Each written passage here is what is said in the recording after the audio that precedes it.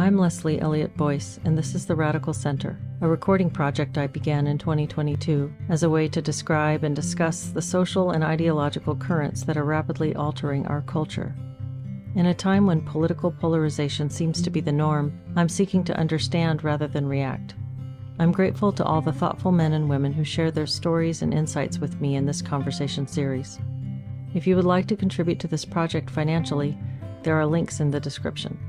Thank you, and thank you all for listening and being part of this exploration.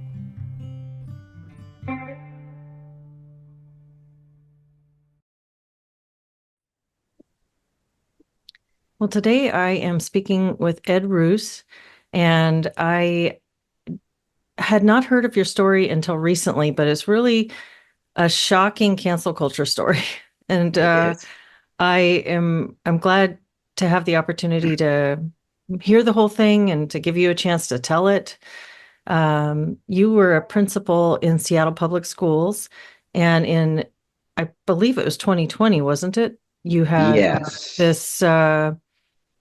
this accusation leveled against you that was clearly biased and inaccurate, but it caught fire because of the racial situation at the time. And so you had publications come out with a false accusation that would not retract it, and it is it's just a terrible story. So I am pleased to have the chance to speak with you. So thanks for joining me. Thanks for having me and giving me the opportunity to get the truth out there.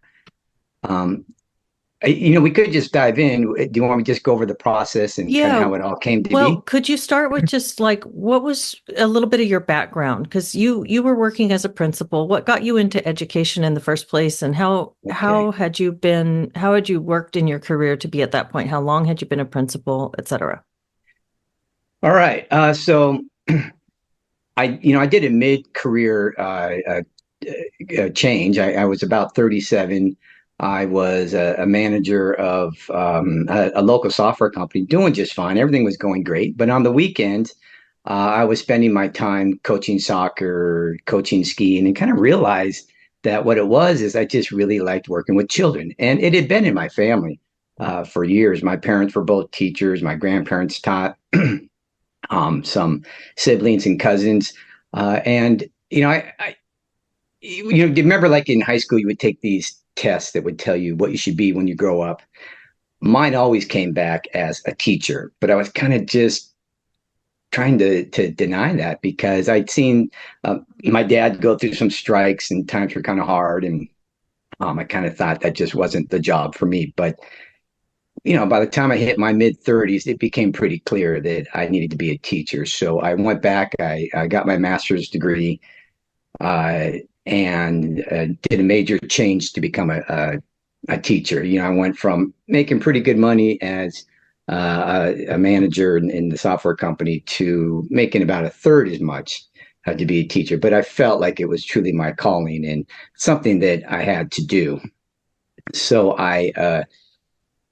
my first job was out in the South End, which is a predominantly African-American community. The school was still predominantly African-American. I loved it.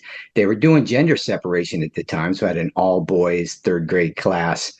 And I was able to raise their math scores by 30% in 1 year. That's great. And as I go through my history, I think it'll sound somewhat braggadocious, but I think it's important to establish that I was out there doing some good work when I was canceled. And basically just because we were in the fall of 2020 is when it happened. And we were just in what I would call the perfect storm of weaponizing the culture of that time, as somebody did. So I taught for about 11 years throughout the district, had a lot of great success. I was a type of teacher who just wanted to do what I could for the students. And I wasn't just come to work, do your job, go home. I stayed after school. I started a green team at one school and got a conservation champion award from the district for saving that school money. I started student governments at every school that I had been. I worked in conjunction with Special Olympics and started a inclusive soccer program so that students with special needs and typical developing peers played together on a soccer team. And we started a whole league throughout Seattle schools for that. So I was someone that was pushing ahead as a teacher and then decided I wanted to get into leadership. So I started to get involved in leadership at the school I was at, and then went back and got a teaching certificate. A principal certificate from the University of Washington. And then in 2016, I got a job as assistant principal at View Ridge. A year later, I was promoted to principal. Had a great tenure there. Started kind of rocky. I'd taken over a school that had been managed by the same principal for 12 years, so I had a lot of changes I had to make. I'll admit that my first year was a great learning experience, really rocky for me. But again, I wasn't just going to sit there and grovel in the challenges that I had. I just studied and learned and got mentors. And by the spring of 19, our school was one of the highest performing schools in the district. We had every year they do a student, staff, and parent survey, and my surveys were through the roof by the spring of 2019, well above all the other schools in my region.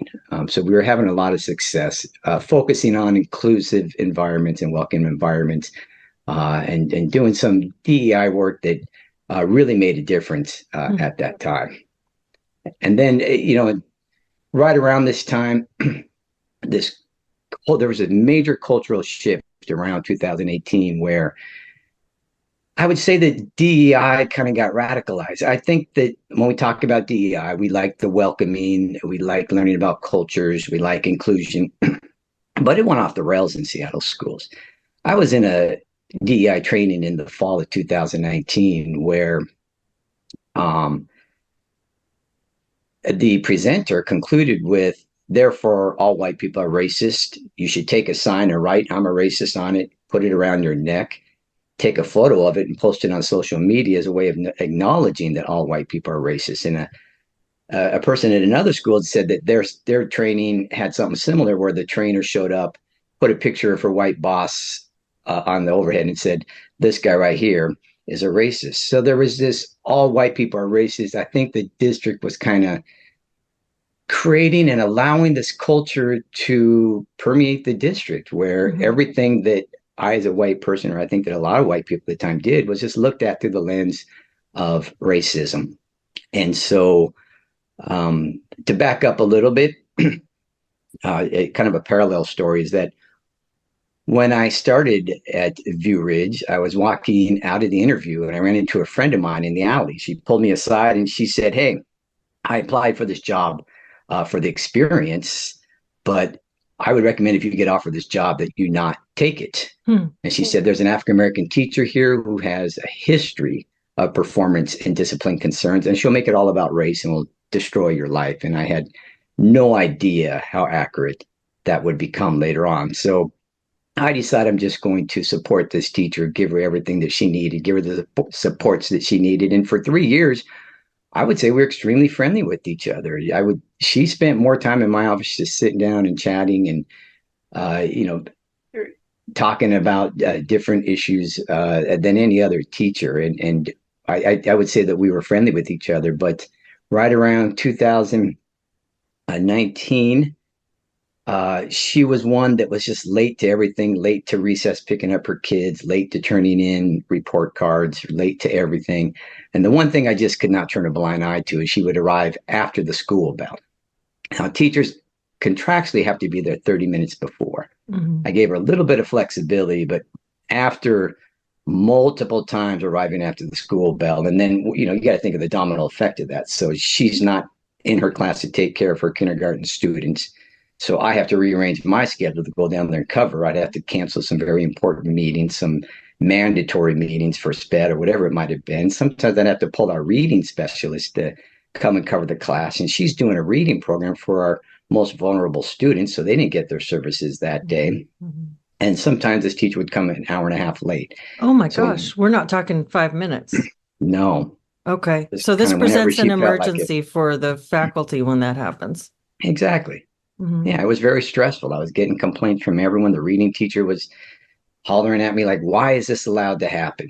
Hmm. And I had been working with district and getting coached from human resources on how to handle it. I went through the stages of progressive discipline.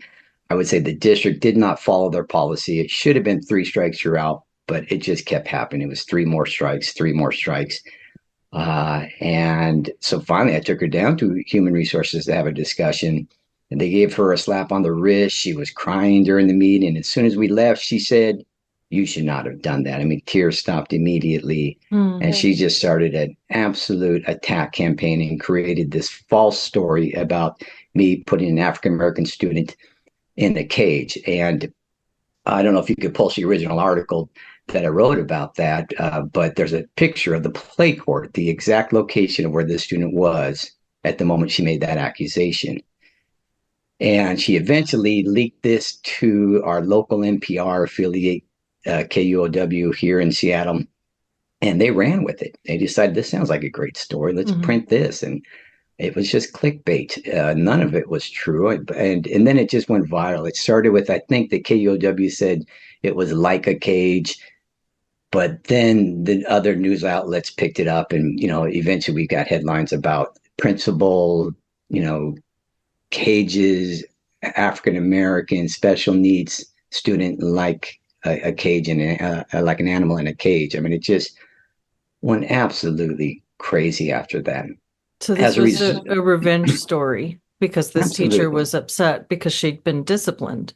Would you Yes. describe the scenario that actually happened with that student? You mentioned a play court, and if people haven't seen the photo, would you just describe what was going on in reality during the situation that got represented that way?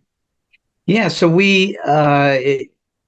around the spring of 2019, we received a student who I think that the articles in the New York Post stated that they were in crisis, that he was a difficult student, had some challenges, special needs, and onward. But the most difficult part was that he had severe behaviors.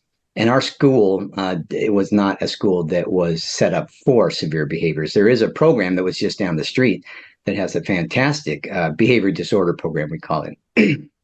And so the student shows up, and it doesn't take us long to realize that he's been misplaced. He should be in a school that has um, a student behavior program. And so we do our best to address the behaviors, to document everything. We present our case to the district and show that he's having a blow up about once every 30 minutes. This is clearly enough data to get the student the services that he needs in a behavior disorder program. Mm-hmm. But in this moment that I always call the Jack Nicholson movie moment of you can't handle the truth, we're in this meeting just presenting our data to a district official from special ed. And we're saying, what are you doing? You are neglecting to give the student the services that he needs. Mm-hmm. And the school is just a couple miles away. It wouldn't be much of a hassle to get him to go over there. It's a fantastic program. It was a model program for the district. And most EBD programs, their goal is to get students stabilized. So they get them in there. They're educating them. They're teaching them the rules of school. And I worked at that school, and I saw them transform kids from blowing up all the time to never blowing up to getting back in the classroom and getting out of the EBD program. And that's the goal. But in this meeting, the district official finally just got frustrated with us and says the district is not putting any more Black students in the EBD program because we've overqualified African American students into this program. And so basically what they're saying is we're more concerned about the optics than giving the student the services that he needs. So they told us to figure it out there. They came out to our school. They walked around. I was telling them we don't have any resources. I don't have curriculum for EBD. Our staff is not experienced in elementary behavior disorders. We don't have a timeout space. They came out and walked the building and told us that we could use the play court as his timeout space. And so that's what we did. And he enjoyed going there. Okay, so this is a basketball court, like a indoor gymnasium. Yeah. And they recommended the district recommended to you if he needs a timeout, put him in the play court. I would not use the term put him in there, he was never alone. So we Okay. would go in there with him. He had a Uh, one-on-one instructional assistant with him, and he would spend time in there playing basketball, playing football, just taking a time out. okay. Okay. And So we would because he only, was so disruptive to his right. peers and he needed a timeout for behavioral issues, they said bring him in there with a staff member and that gets him away from the other students and lets him work out whatever his issue is. Yeah, I mean, the district had a policy at the time for what's called isolation and restraint.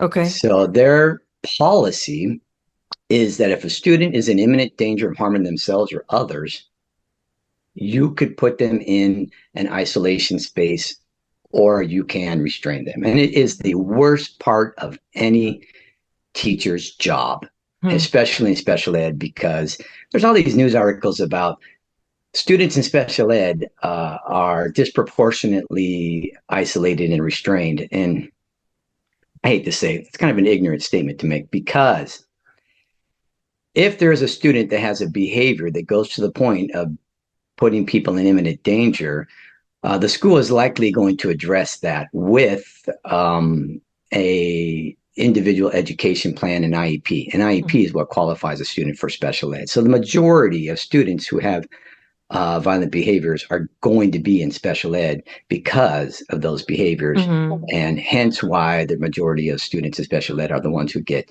restrained. That makes sense.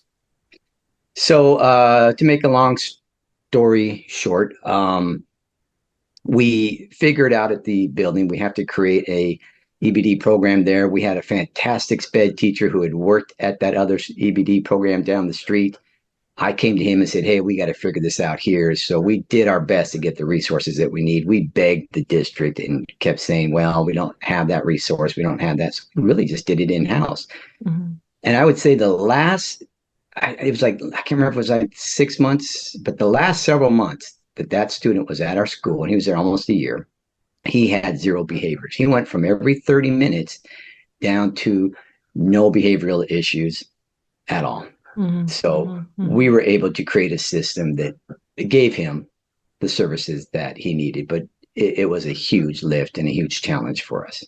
So the so-called cage then was the district approved play court that he would go to without other students present, but with an attendant, with a teacher or some faculty member present. And he would be allowed to play and bounce a ball or whatever he wanted to do, run around. And that was the cage that you were accused of putting him in. That is correct. They said it was like a cage. It was actually a play court you would find in any building that was Yeah, it's a made large at room. the same time. I Yeah. saw the picture that you sent, and it was like a gymnasium. Yeah. Mm-hmm. It's a play court you would find anywhere else. And keep in mind that the teacher is referring to one particular incident. There wasn't multiple incidents. There's just one that she's talking about in the article. You could see, and the day that I walked in there, I threw my hands up and I said, you're caging him in here. You can see she's talking about one particular moment. And that one particular moment, you'll see in the photograph, that's exactly where we were. There are also about 5 adults in there supporting him at the time, trying to get him to get back to class. And so a lot of times it should also be noted that he would a lot of times, leave class and go to the play court with the basketball that he brought to school and just go hang out there and play and refuse to leave the play court. He liked that space. As long as he's not in imminent danger and he's supervised, we don't have any other choice but to just kind of supervise and make sure. Yeah, because you just weren't equipped to give any kind of structure to this kid. Besides a little bit that, but also the fact that the policy is that he has to be in imminent danger. So if he's not in imminent danger of harming himself or others, we can't put our hands on him. We can't guide him back to class. Now, also, when I was a kid in school, or if you had to break up a fight at recess, you would just go out there and push the kids apart, and everything would be fine. Maybe you would hold the kid back from attacking the other student. Things are different now. Now you got to be trained in it. You have to do it properly. There's proper procedures for doing that. I had the training for that. I knew very well what I was doing with restraint and isolation. I followed the policy to a T, which it was later proven in Mm. the subsequent investigations. So there's all these protocols now that are different from when we would have been kids that Yeah, dictate how you're allowed to intervene when there's a disruptive behavior. yes. And I Okay. was so comfortable and so experienced. I'd had the training. I would go home. My kids were elementary school at the time. I would practice my restraints on them. I would say, try and get out, try and kick me, try and bite me, try and hit me. And I got to the point where it was compassionate enough that I was very comfortable doing it on my own kids. And it's really about saving them from harming themselves or others. Okay. Yeah. And so it sounds like you were put into a really difficult position with this kid who was so disruptive that your school wasn't equipped to handle. Um, their refusal to move him to the appropriate program based on his race put you in the position of having to figure out other ways to cope with this situation, this kid who's so disruptive. And again, I think it seems very important to stress that this so-called cage was actually the designated place that it sounds as though the district identified that as the place you were supposed to be bringing this little kid to when he was disruptive. That is correct. And later in the future investigations, they asked the lady at district who was in charge of discipline for the entire district if I was doing anything wrong. And she said, no, he seems to be following the policy. So was there an event that happened where this teacher accused, you said the day in question. So would you describe what that day was, what happened that Yeah. day that caused that outburst or Yeah, it was, accusation? I would say it was just such a benign situation. The student was having a blowout. He was actually trying to attack another student. He literally said, I wanted to kill the student. He was trying to go after him. How old was this child and how long had this been going on? 8 years old. At this point, we've had him probably 3 months. Okay. Yeah. Okay. So this So I day think he it was was trying to attack June. another kid. That's correct. Mhm. Yeah. And they had some kind of a fight on the playground. And for whatever reason, he just had it out for this other kid. So we separate them. And the teacher at this point, like I said, we had a friendly relationship.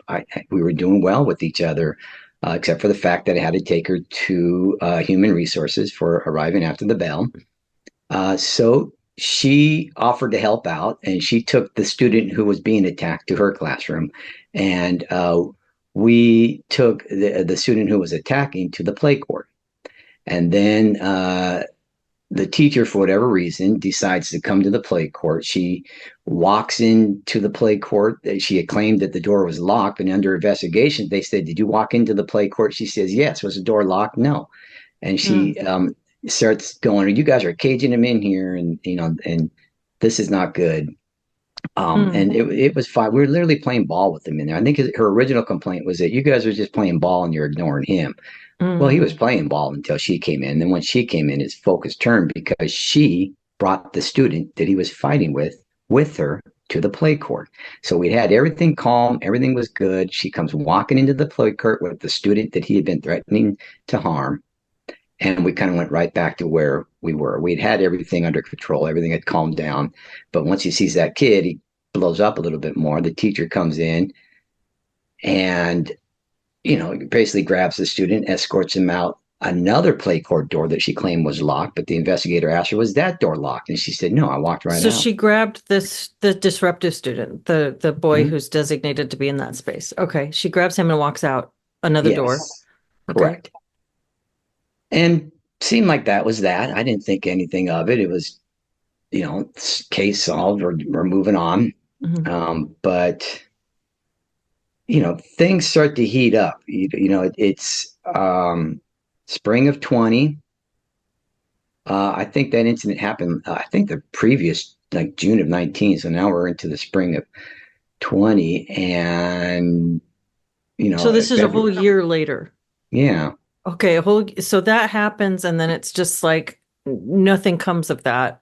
correct. And a whole year later something happens. Okay. Yeah, things are heating up in 20. It's COVID Yeah. happens in March. The George Floyd protests happen that summer. Things are heating up. It's just very I don't know what to say, but it was just like the perfect storm of things Yeah. happening. And um, February of 20 is when I had to take her to human resources. March, we closed for COVID. Summer is the George Floyd protests.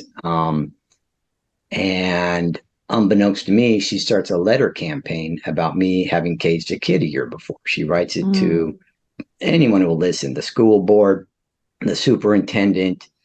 And then she wants to take it further and claim that I discriminated against her. So she goes to the Equal Employment Opportunity Commission, just on and on. I don't even know this is going on. No one's informing me. And I come back to school in the fall of 20, or I'm still doing remote learning at that point. So we're not seeing each other. And I'm not informed that there's this campaign going on behind my back. And then in November of 20, the district comes to me kind of out of the blue and just says, hey, we're going to let you go. I was like, why? And they said, because a reporter got news of you caging a kid. She's poking around. She's going to write an article about it. We got to save face. You're going to have to go.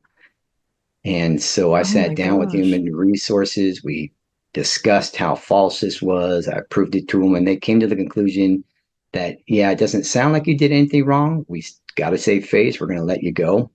Wow. And they forced me out, but they did have to pay out my contract Hmm. because I didn't do anything wrong. They didn't have anything on me. And I signed a separation agreement, and um, off I went. But yeah, I was definitely forced out. I don't think there was any other choice of the matter.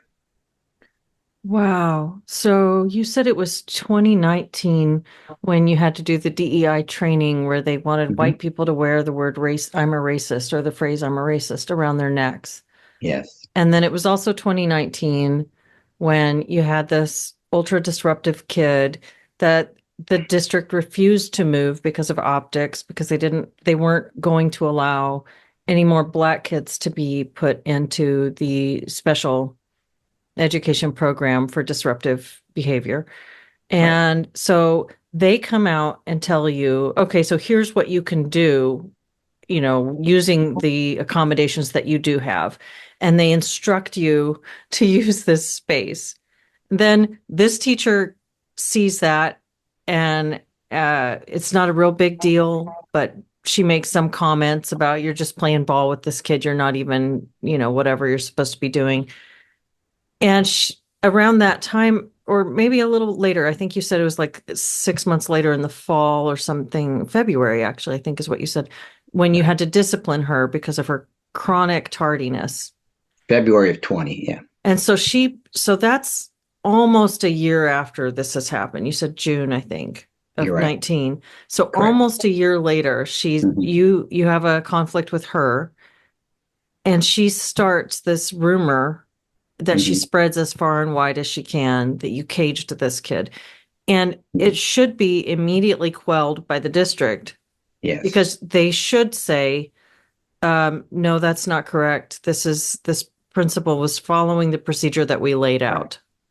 But instead they can you because it's the trend is going super anti-white at that point. Yes. And she's Yes. black and the kid's black. And so we just have to Yes. save face. Yeah, I would add to that, to the perfect storm was the fact that um, yeah, I think that by the district establishing that all white people are racist, they were just creating this environment, like I said, where everything could be looked at race. I was fielding phone calls about our community being racist, and um, so it wasn't just me; it was a lot of people. Hmm. The superintendent was under pressure because the NAACP was asking her to resign because they felt like she was a racist. The school board president, who actually was the most woke person I've ever met in my life, was subsequently accused of discrimination as well. So I just think that they were just looking at the color of our skin, not Hmm. looking at anything, no past.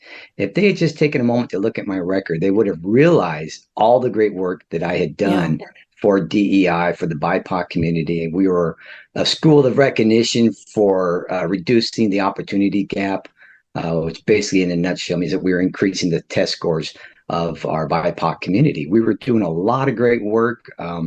I was 100% on board with DEI. I had Robin DiAngelo's book, White Fragility. I was quoting from it. I used it as a guide for our building. I mean, I was full in.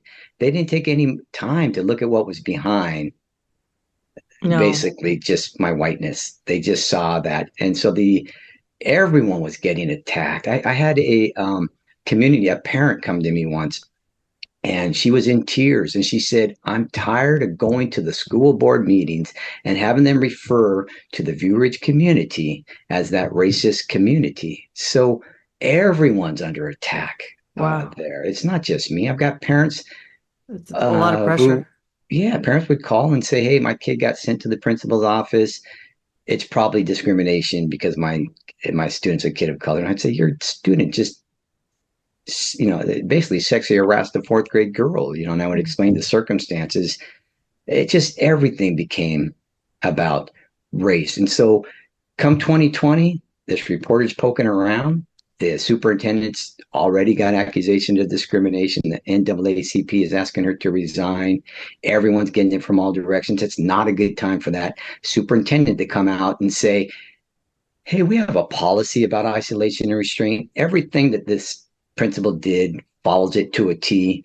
They came to that conclusion, but not for another 2 years of investigations. I'm talking about 2 years after I was let go. They came to that conclusion that I had done nothing wrong. But at the time, they just couldn't defend me.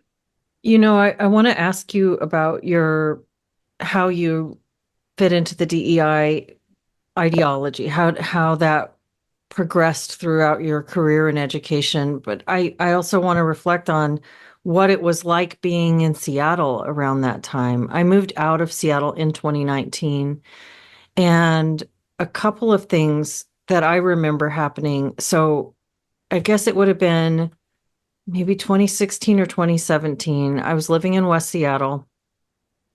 I was still on Facebook at the time. I've been off Facebook since then. That was what got me off, and it was a good move to get off. But there was a moms group where people did buy sell trade and invited people to play dates, and it was just kind of this nice little Facebook moms group for local people. It was like West Seattle Moms Facebook. And this woman reposted a post from somewhere else on Facebook about an incident that had happened in West Seattle.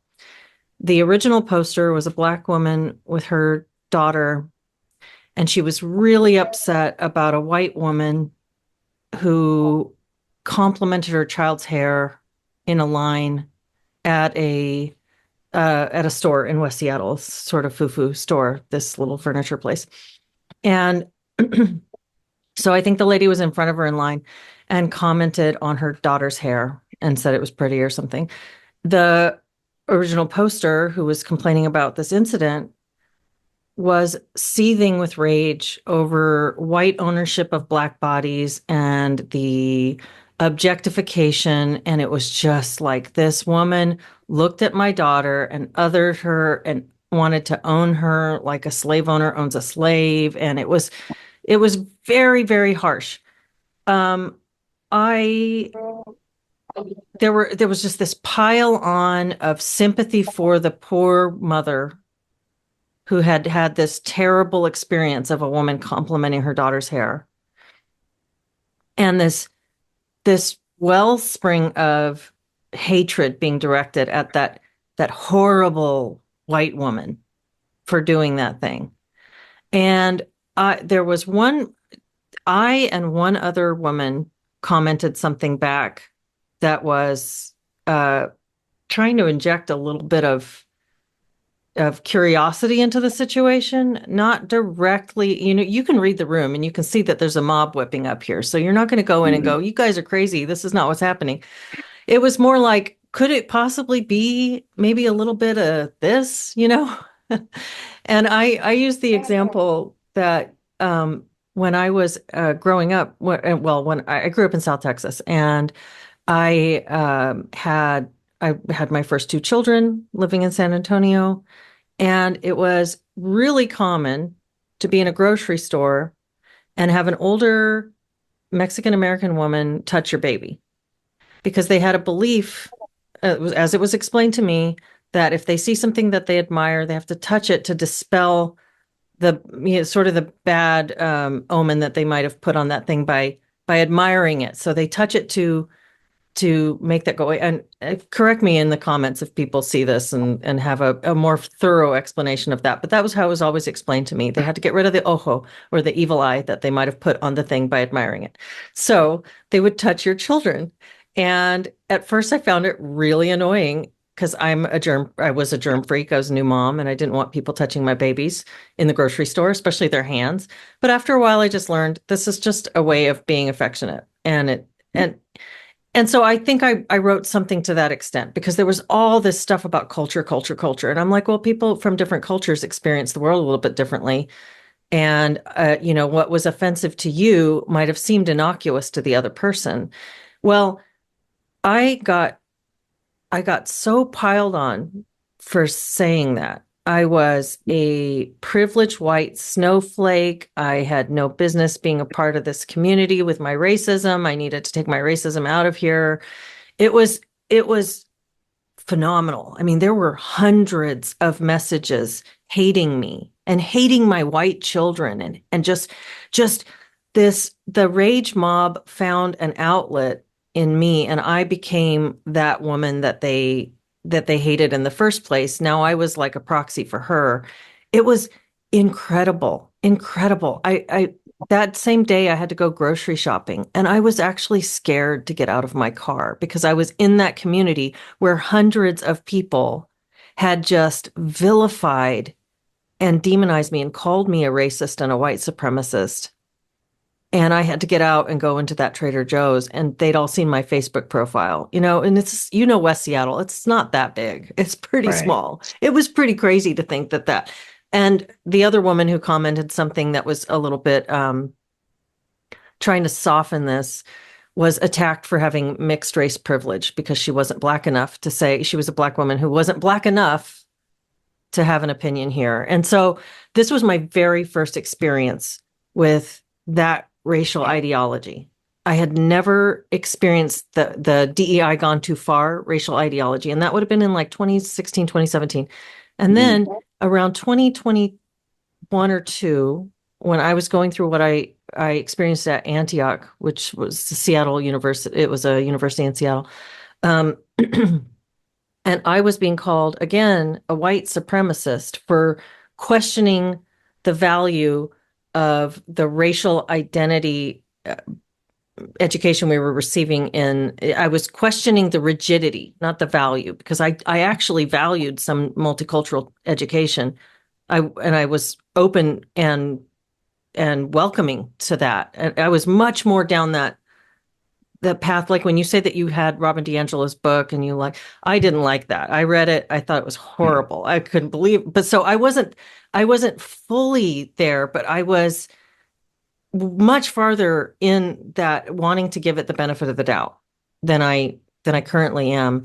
But I remember a news story from that same time where there was white supremacist stickering of a park in Olympia. And it was this horrible thing. There's no place for hate here. This is white hate. This is, and when they showed the picture, they actually showed the picture of what the stickers were. And they said, it's okay to be white. And so that was the white supremacist attack, graffiti, stickering that happened in Olympia. It was somebody put a sticker on something that said, it's okay to be white.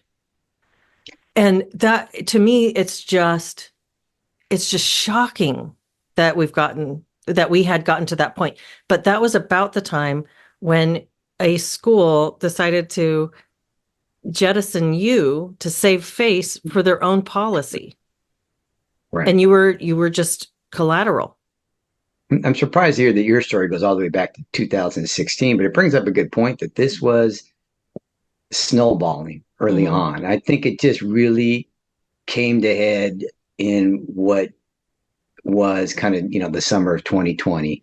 I was listening to a radio station, and the host said at the time, this is the end of summer of 2020, all of the Floyd protests and whatnot. And he made a comment. He said, they are defunding police, canceling everybody right now, and we're not in school yet. He said, wait until fall comes, schools open, teachers, you're next. And I had this major epiphany of like, Wow. Oh my God. And I turned to my wife. I was like, this teacher will absolutely weaponize this situation to her benefit. And that's exactly what happened. And I want to talk about the mob, because just that mob mentality of ganging up on people when they try and give a reasonable explanation for things is crazy. So when I left the school, when I was forced out, I was, I would say I was a popular principal. I had, like I said, my survey results with the parents and students were through the roof. And the staff had gotten there eventually. I think 96% of the staff said they enjoyed working there, and that was in the spring, by the spring of 19. The student survey went, sky high. Basically the moment I started to work there, and just stayed extremely high, because I was doing student-oriented work. But nonetheless, point being that people supported me, and when I was forced out of there, they would call with support, and they would end with, Ed, what can I do to support you? And I said, would you please just go online and tell the truth? Would you just counter some of the narratives? And 100% of them said, oh, I can't do that. No, Ed, they're attacking anyone who tries to defend you right now. And one was, a person who I worked very close with there. And she said she tried to defend me. And she at one point just called and said, Ed, I'm done. I can't take this anymore. They're just attacking me, my family. Anyone who tries to defend you right now is just getting lambasted. So the message I was getting from them is they cared, they support me, but I was on my own. They just couldn't take all of the abuse that they were getting online. And this might be a good transition if you wanted to talk kind of about what DEI looks like and what it should look like. Yeah, I'm curious what it looked like for you when you started education. So it would have been, if my math is right, or somewhere around 2005 when you got into teaching? It was 2003, because my first year I was a substitute. So I substituted the first year. I found my first home my second year. So that would have been 2004 at the Thurgood Marshall in South Seattle, with an all boys, almost all African-American students, which I loved. Great experience. So DEI definitely was around. They didn't always call it DEI. It used to be called Courageous Conversations. And, we'd always start the year by everyone talking about their cultural experiences. And I thought it was funny, but one of the rules was always don't get offended. But let's go in and talk about some real deep issues. And inevitably, somebody would always get offended. And then I think it eventually switched it to be ready to hear people's truths. And, so it evolved over time. Initially it was very positive. It was inclusive. There was no oppressor and oppressed. It was about making people feel welcome. It was about encouraging people. I remember when we were at Thurgood Marshall, we had a man came in, I believe his name is Michael Wynn, and he had written a book about empowering African-American boys. And he came in and did a workshop with us, and it was all about, we're going to have excellence without excuses at this school. Every one of these students is going to be successful.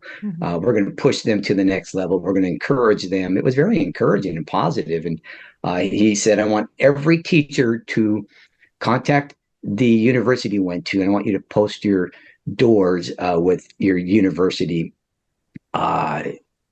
posters and anything that they will send you. So we all wrote to our universities. They were more than glad to send it. So we were sending this message of, you can get to a university. Here's the path you could take. We're going to do excellence without excuses here. And that was the message for many, many years. And at my school, but when I took over at View Ridge, I was all about making people feel welcome and included. And, you know, um, like I had told you, I had kind of, I had drunk the Kool-Aid. I was um, supporting the work of D'Angelo and some other writers at the time. Uh, and what I was focusing on in my school, though, was just making everyone feel welcome and included. So one thing I did is I asked all teachers at a staff meeting to get in groups and to represent different cultures. So there would be like an African American, Native American, Latino American, LGBTQ. And I said, I want you guys to walk through and look through the lens of, say, African Americans and where are they represented in our building? And then we'll do it as Native Americans and Latino American and LGBTQ because I wanted everyone to be represented and welcome in our school. And I told them if we don't find it, we're going to make sure that we have it. And so we uh, put up welcoming posters, some LGBTQ flags with posters that says So all I families are understand, welcome. sorry to interrupt that, but I understand why you'd want to do that for races and cultures. I don't understand why an elementary school would need to see sex represented in their halls.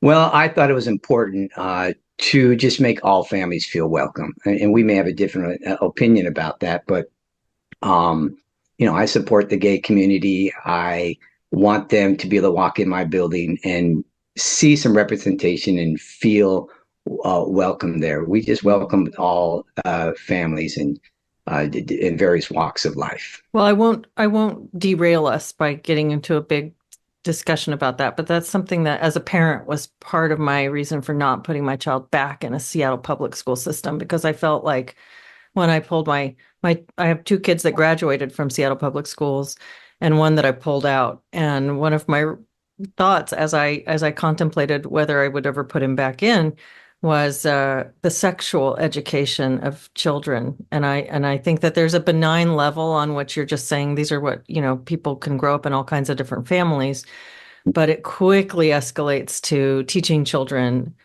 about about human sexuality at a level that I don't think is appropriate in elementary school or from a government entity, really. But I I won't hear what you're saying, derail. and I won't I derail you. I would be open to have a conversation Okay. about that. Yeah.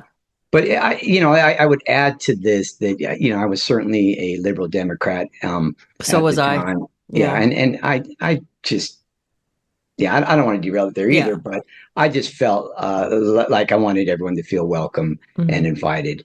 And so we also had a fantastic art program. We had an art teacher at the time who would do things like Native American art. It was all over our building. I was working at the time with the teacher who filed the complaint. She said that she wanted to do Black Inventors Throughout History for Black History Month. And I said, absolutely. And she was kind of taken aback. Said, really? I could do that? I said, yeah, absolutely. We'll do that. So every class did group projects and we put them in the hallway. So for a month, you're able to see Black adventures throughout history. We had people taking trips to museums like the Winged Luke. The Winged Luke focused on the culture of Asian American, Native Americans, and Pacific Islanders. Did you do anything for white kids? I mean, was there like a European history kind of celebration as well, or was that sort of just You probably overlooked? won't like my answer, but I think that's always been there. Oh, I think that American history is does teach the white history. Um, I think that most of what's represented when you walk in schools would be white people. So I I wanted to make think sure that all that's what I cultures would have were thought. represented. I would have thought that too for a long, long time. And I think we are on track to be a white minority country in the not too distant future. And one of the things that I've come to realize is that when I think it's very good what you were doing, I think it sounds really positive for kids to be able to say, wow, look at all the people who've achieved so much throughout history, and some of them came from backgrounds like mine, and it just opens up a way for people to fantasize about their potential. through role modeling. And so I love that. But one of the things that I think so many of us, and I say us because I would have been, if I were a principal when you were a principal, which I wasn't, that wasn't my life, but I probably would have done it exactly that same way. I probably would have, white would have been the afterthought. Oh, it's just the wallpaper on the walls. And we don't need to support those kids. But one of the things that, and I grew up a racial minority, and I remember internalizing a lot of this as a kid, that white was bad. It was embarrassing to be white. It was not a good thing. It was something to be ashamed of. If you had any way to claim that any part of you wasn't white, you clung to that. Like I have a drop of this or that makes me special, and I'm not just white. And I internalized it so deeply that I did hate myself for being white as a kid. It took me a long time to sort of work my way out of that, to where I would have never put that sticker on anything, but to where I could say to myself, it is okay to be white. And looking back on those childhood experiences, I did see how everybody else got to be proud of their race, and I got to be ashamed of mine. And so I don't know that I think pride in your race is a positive thing. I think excitement and inspiration in your potential, and if that's represented through seeing your culture represented, then I think that's positive. But I now see it. I don't think that it's fair to this equity thing that says people like you have gotten enough. So you, little kid, you get to sit out and you can at best feel neutral, but it's not okay to be white. If you say it's okay to be white, that's bad. So it's you say it was already kind of represented because it's the culture that we live in. It's based on European colonialism, but that hasn't been the reality for generations. If I can say I'm a proud Black woman, but I can't say I'm okay with being a white woman, I can't even say that, then we've really changed. We have tipped the scale incredibly, and these little kids are getting a really negative message. If there's no, why not a Scottish Heritage Day where we see the world through, or a Denmark, or it doesn't have to be about being white, because I think white is kind of a fiction. It's this amalgam of so much that has a lot of meaning. It's starting to mean something in America, but that's new, and that's only because of the pressure that's been placed on race over the last decade. Can I just add that you and I had very different experiences growing up. I didn't really experience that, but I'd like to say that there are projects in schools, and I don't exactly remember if we did one at ours, but my children had it at their school, where everyone in the school has to do a project on whatever their cultural background is. And so us being of the Irish background, my kids had to present on Ireland, do a map of Ireland. So as long as it's equal and we are representing, everyone and making everyone feel welcome, I think in my opinion, that's very critical. I'd like to add that, I was born and raised in Seattle.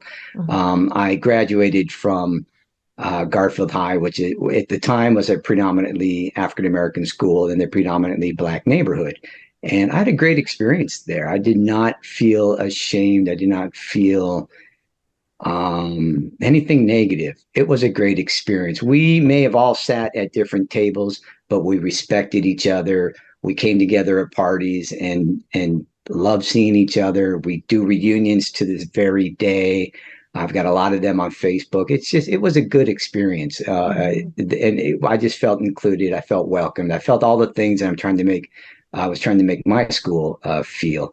I do agree with you that in Seattle, and certainly in Seattle schools, DEI went off the rails. It just got a little bit crazy. I mean, when you get to the point where you're saying all white people are racist, that to me was like, boom, that's the climax of this whole thing, where I was like, okay, this has gone too far. This is no longer inclusive. It's no longer inviting. This is not equality. This is hate. This is divisiveness.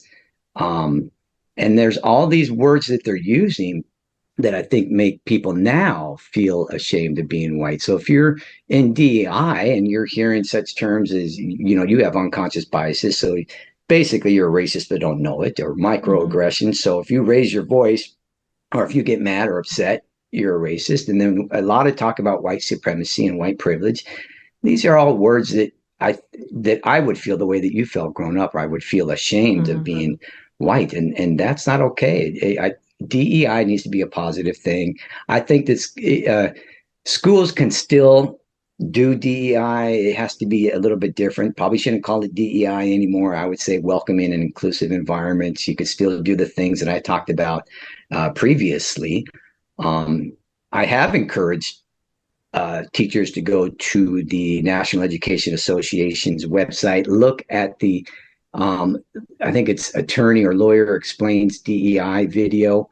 But there's a few things going on in this video that is interesting. First of all, I want them to see it because they explain legally what you could still do for DEI.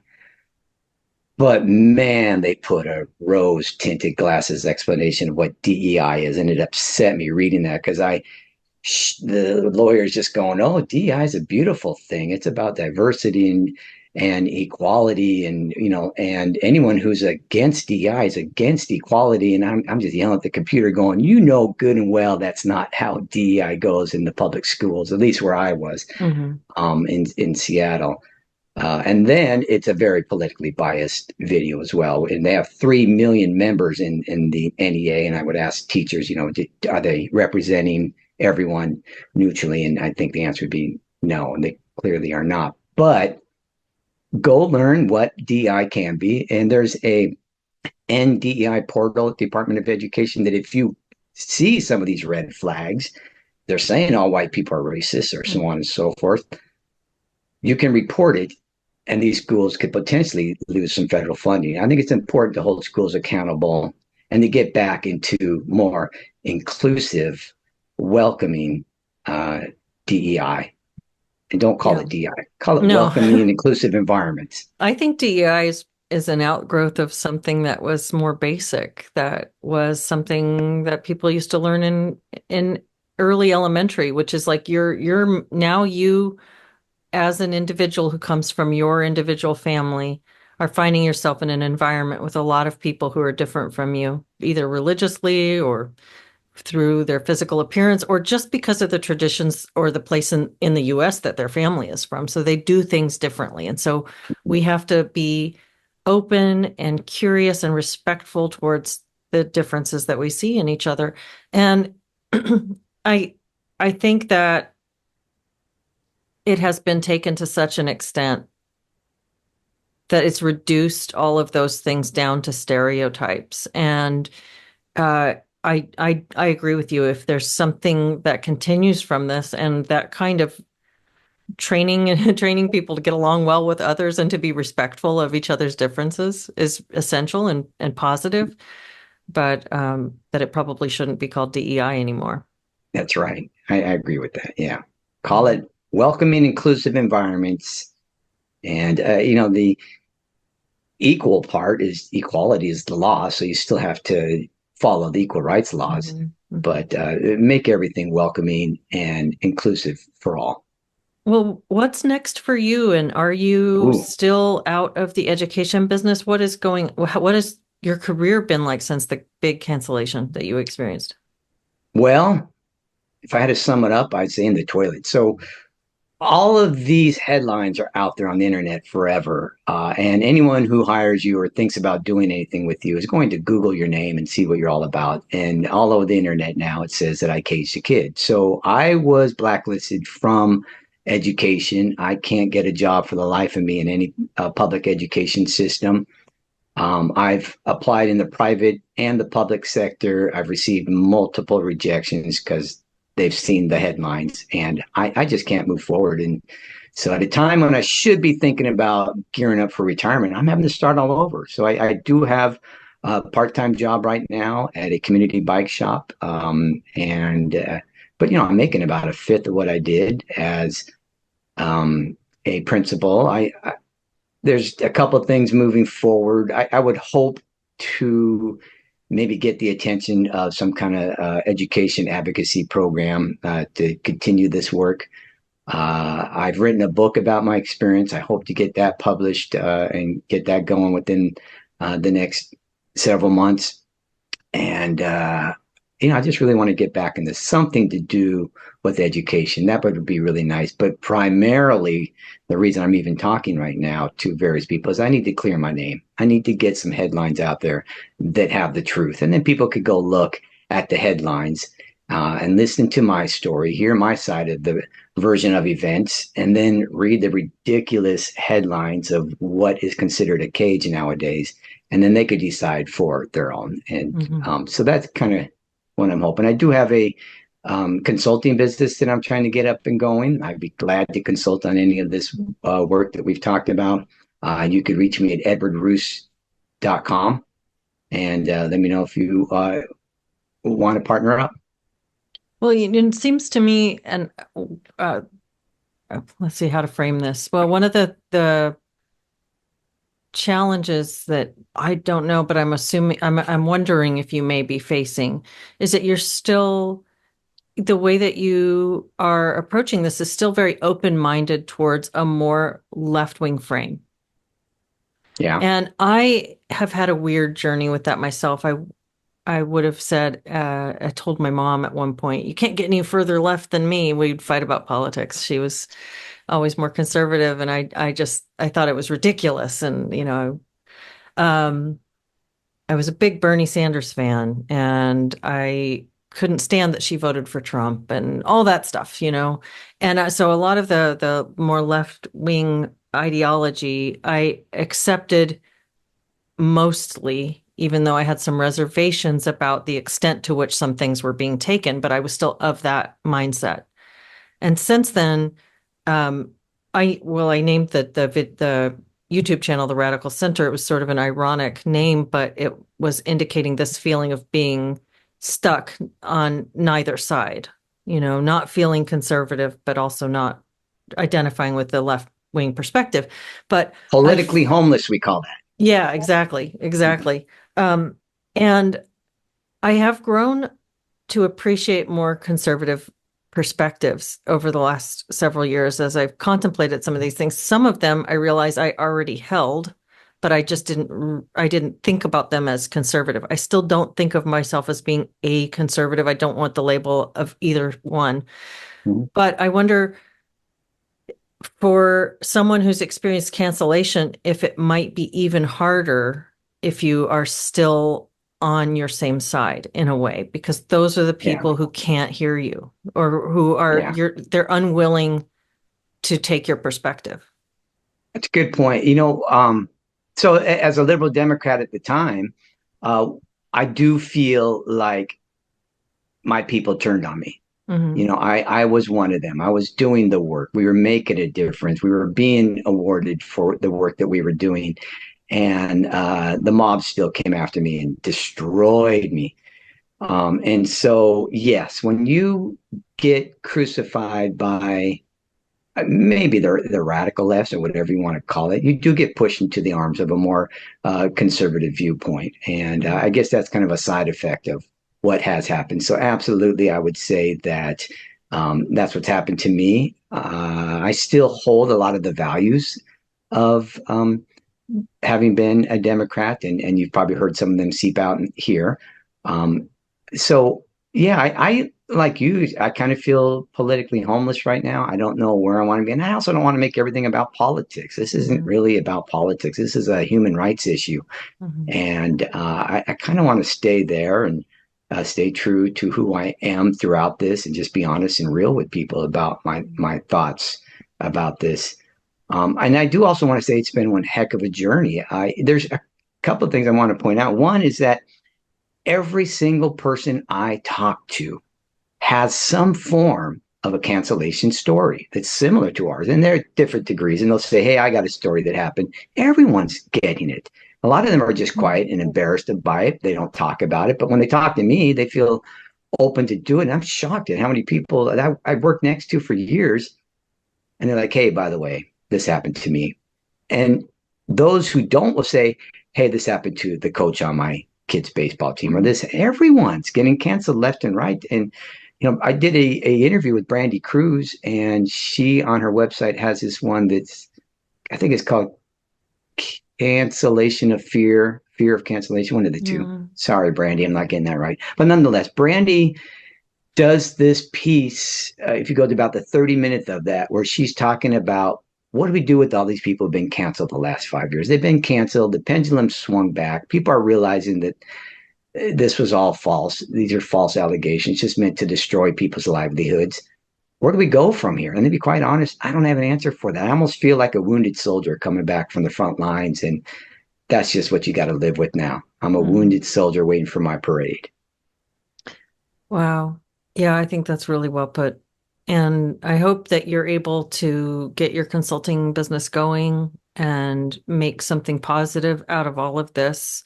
If nothing else, you have a story that, like you said, a lot of people can relate to, and maybe there's going to be some benefit that comes out of having an experience that's so culturally relevant right now. I know it's not an experience you ever would have wished for, and I'm so sorry that it happened. I can only imagine the amount of grief it's caused you and your family. Yeah, Um, it's been horrible. I'm, yeah, I know you're in Snohomish County now. I lived in Snohomish County Mm-hmm. for 6 years, and there's a massive homeschooling community there that needs help organizing and finding good education, especially for their older kids. So I don't know if there's any interest in that, but I could imagine there would be a lot of opportunity for people who have some experience with what it takes to educate kids. And there's co-ops forming all over the place. I could imagine there'd be room for some some sort of organized help for homeschool families if that were ever something you were interested in. And I'd be happy to connect you with people if you wanted to pursue Yeah, that. I would appreciate it. Yeah, I'm just open to looking at the any opportunity at this point to get my livelihood back. It's been 5 years in just this horrible situation that, as you have said, impacts me, my children, my wife. It's just been an absolute horrible disaster to go through. But I'm not groveling. I'm up here trying to get my life back together. I'm going to make it happen. But any support or suggestions would be welcome. I had mentioned my website before, edwardroos.com. You can email me there and let me know if anyone out there has ideas, but I'm open to discussions at this point. Wonderful. Well, I'll put in the description of this any links that you want to give me. I know you gave me a few and an article that you wrote, so people can learn more about your story and contact you if there's something that they have to share. Yeah, that sounds good. Thank you so much, Ed, for joining me, and thanks for sharing your story. I I hope a lot of people watch and listen and see the other side of those headlines. I hope so too. And thanks for having me and giving this opportunity to get the truth out there. Absolutely.